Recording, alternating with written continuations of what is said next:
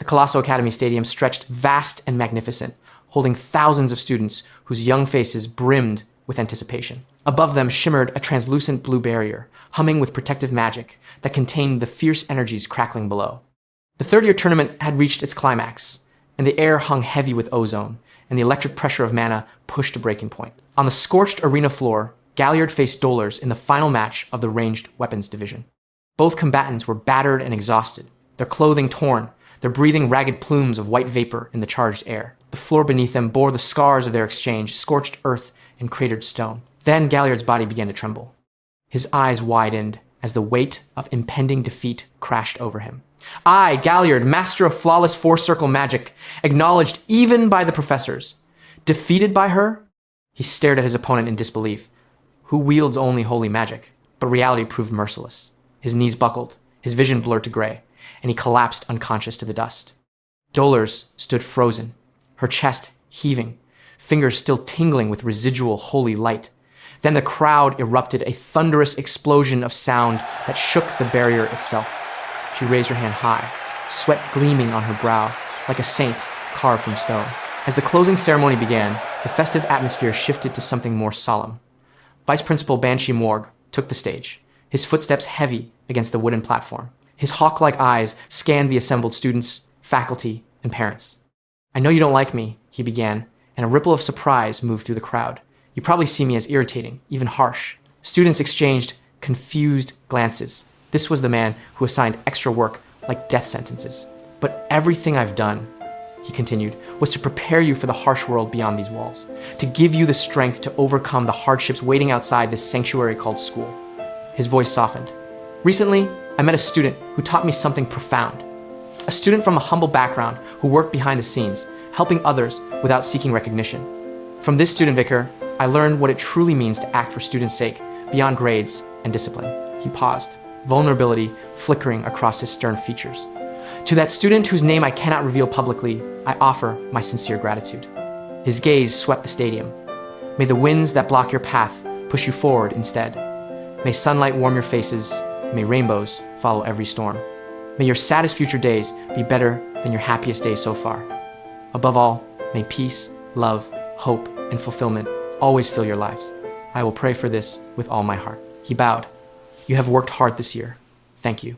The stadium erupted in emotional applause. Many students wiped tears from their eyes, unable to believe the warmth they'd just heard from their notorious disciplinarian. Dolers glanced toward the stands where Vikir sat silent, observing, his expression revealing nothing. Principal Winston took the stage with a warm smile, praising Banshee's speech before introducing himself. After such wonderful words, I feel pressured to match them, he said with a grandfatherly chuckle. What I have to say may seem simple, but I want you to remember, do your best in every moment. His tone grew serious. I've been away these past months, recovering from mana overload. My health has deteriorated significantly. Concern rippled through the audience. Only after losing my health did I truly understand how precious each moment is. He clenched his fist with sudden intensity. Life is unpredictable. Any of us might die tomorrow, today, even in the next few hours, minutes, or seconds. Something sharp pierced his chest. Blood erupted from the wound in a crimson fountain. His final words became prophecy fulfilled in the most horrific way possible. Chaos erupted. Students screamed. Vikir's eyes widened in shock along with everyone else's. Blood sprayed from Principal Winston's mouth as a whip retracted, yanking his body backward through the air like a rag doll before slamming him into the ground with bone-shattering force. The stage cracked beneath the impact, rubble flying in all directions. When the dust settled, the principal's lifeless body lay in the debris, soaked in blood. A figure emerged from the shadows. She walked calmly toward the fallen sword, lying near the corpse, and picked it up. Finally, she said, her voice cold. I have the key, the winter sword, Orwell. An evil smile crossed her face as she examined the blade. That's as far as you go. Vice Principal Banshee's voice thundered across the stadium as he and the other teachers he stared at Winston's body, his mind reeling. For a surprise attack to kill an outstanding swordmaster like him instantly. Impossible. His eyes caught the entry bracelet on her wrist. She infiltrated as staff. You may have succeeded in your assassination, Banshee snarled, geometric patterns of light forming in his hands, but you'll never leave here alive. You're outnumbered and alone. Ouroboros smiled, slow, mocking, chilling. Who said I came alone? A massive impact struck the barrier overhead. The blue dome groaned, cracked, then shattered into dissolving fragments of light. Such a pleasant sound, she murmured, removing her mask. Her hair transformed, shifting to deep, shimmering purple. Banshee stood frozen, his magic flickering. How is this possible? Standing before him, holding the blood-stained winter sword, was someone he knew all too well. Kamasmorg smiled with sinister familiarity. Professor Banshee stands frozen, staring at Professor Sadi. The wind whips Sadi's hair across her face, but her eyes never leave his. Behind her stand twisted figures, criminals, predators finally unleashed. They laugh as they kill, drunk on violence. One steps forward, clothes drenched in fresh blood, trembling with dark energy. Barriers destroyed, Professor, just like you ordered. More coming soon. They're salivating, literally drooling at the prospect of more victims. Banshee, voice tight with revulsion. What's wrong with these people? Sadi, gesturing gracefully, as if introducing prized students. Wanted criminals. I trained them personally for this day. Do you like them? The revelation hits Banshee like a physical blow. His mind races backward the anonymous reports, her unexplained absences from operations, the heavy drinking in her quarters. Everyone thought she was burned out, drowning her sorrows. Then, the missing intelligence files, the lost information on wanted criminals. He looks at the manic faces surrounding her, the very criminals she was supposed to track.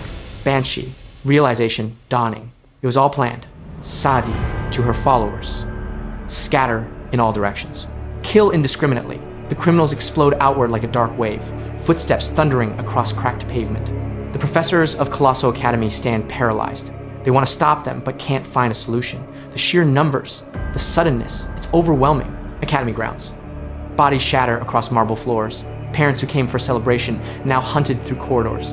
The training grounds, once a place of practice and growth, transformed into a graveyard. Professor Banshee guards a huddled group of injured students. His robes are torn, skin covered in soot. Every breath is a struggle. His mana reserves nearly depleted, but he cannot retreat. Looking up at Sadi through smoke-stung eyes. Why? Why are you doing this? Contempt and pity. Is this what it means to be a professor? Surviving my explosion, now playing shield for children? But keep choosing insane things. Have you finally gone mad? Or is this about the 47 Lords uprising? Your family? Sadi's eyes flicker with surprise. Tilting head. You know that much. Impressive reach for an administrator. Banshee, stepping forward, boots crunching debris. Did you really carry out this madness for revenge? The 47 Lords uprising was a coup staged by power-hungry fools. Tone-dropping, serious. That's probably how you understand it. Then what's your truth? Sadi, pacing, voice. 35 years ago, not long after the Empire was unified, an incident occurred, led by the heads of 47 noble families. The 47 families uprising, countless, massacred. Even the Imperial Palace attacked. They were executed on the spot, all of them. The sole survivor, my grandfather, imprisoned in Nouvelle, shaking her index finger. On the surface, it looked like a throne grab, but that wasn't the case. Their true purpose was clear. But fearing other families would be incited, the Imperial family concealed the truth.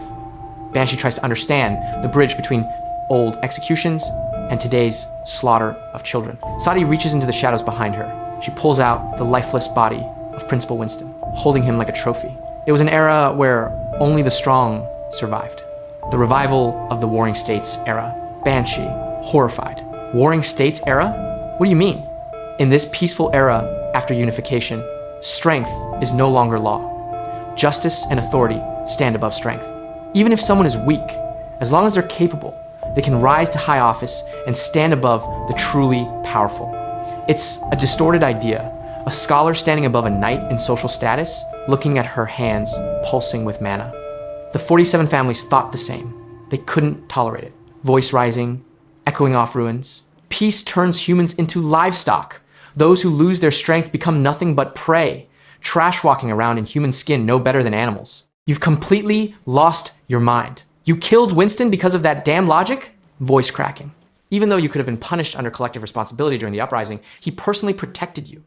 He sponsored you so you could become a professor. All because he pitied a girl who lost her entire family overnight, desperately. Is this how you repay that kindness? Veins popping, guttural scream of rage. The one who threw my grandfather into Nouvelle was Winston himself. Revelation, hanging cold and sharp. The internal injuries from mana rampage caused by his battle with my grandfather. She hurls the corpse to the ground like a discarded doll. Sadi Khan, pacing around the fallen body. Besides, I had to kill him anyway. He was the symbol of this academy. This place worships the principle of martial power, but it's nonsense. A trash heap that cages martial power within systems, makes warriors with ranks and promotions, channeling mana, air vibrating violet. Domesticated strength becomes a tool for those in power. Therefore, the current system of this world is wrong, raising arms, aura expanding like a dark sun. Only overwhelming strength should symbolize power. The rest deserve to crawl, grim, face. To cleanse this garbage world, a disaster like a typhoon is necessary. I'll become that disaster. Watch and accept it. Screaming, ground trembling. I will become your natural disaster. Suddenly, boom. A massive strike shakes the training ground, not mana, but physical force so massive, the earth itself seems cleaved. The ground shatters. Criminals are cut to pieces in an instant. Manic laughter becomes wet sounds of rending flesh. Sadi turns. Osiris Le Baskerville stands amid the chaos. Body parts fall from above. He's soaked in blood, but perfectly still, radiating cold, lethal presence. He looks at the remaining criminals. His red eyes glow like a predator ready to devour. The criminals so brave, slaughtering parents and children, suddenly feel true martial power. Their comrades were standing, now they're meat on pavement. Criminals. Who is he? But there are many. They attack. Before they reach him, they meet the same fate. Osiris moves a blur of steel and blood, leaving corpses in his wake. From the edge of training grounds, Servance La Mancha Doniho, Patriarch Azure Spearman family, stands with his spear. Cervantes. Expected of Osiris, the sword of the Baskerville family, such martial power at his age. Rodri, faux patriarch, mystical archer family, nods beside him. Rodri, the Iron Bloodsword clan, lives up to its name. Cervantes, adjusting grip. We can't be outdone by the younger generation. Our children's lives are in danger. He takes his stance. Rodri, pulling bow, arrow of light, forming, agreed. Osiris, to the Baskerville triplets. Stay in the safe zone with Pomerian. That's an order. Triplets. Yes, they run towards safety. Osiris steps forward with deadly resolve. Anyone who gets in his way dies. His blade moves with mechanical precision. Banshee, Tisadi, is not just us here now. The full might of families that rival entire nations has arrived. The strength you speak of seizing is utterly insignificant before the power meant to protect. Desperate. Can't you see that yet? Sadi. Malicious smile. Do I really have the strength to protect? Licking her finger. Then I'll just eliminate everything that needs protecting. Another section, training grounds. A little girl cries before her crushed mother, small hands shaking as she pulls at blood-stained sleeves. A criminal approaches from behind, face splattered with the mother's blood. Evil smile. Still alive? What should I do with you? Raising jagged blade. My queen ordered me to kill all the weak. He walks toward the girl. She freezes in fear, cannot run, can only stare up at the monster looming over her. She trembles uncontrollably, eyes filled with tears as the shadow of the blade falls across her face, fade to black on her terrified eyes.